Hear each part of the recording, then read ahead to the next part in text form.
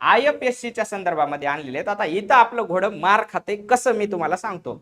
IFSC संदर्भात प्रश्न विचारलाय. IFSC संदर्भात SGRB व्यापार सेटलमेंटसाठी RBI ने योजना सुरू केलेली आहे.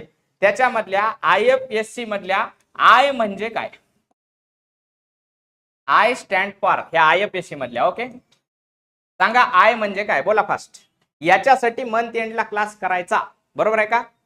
याच्यासाठी मंथ एंडला क्लास करायचा. आय म्हणजे काय? आय म्हणजे विद्यार्थी मित्रांनो आपण जो IFSC कोड टाकतो का नाही ते IFSC नाहीये. हे IFSC Indian financial security code नव्हे.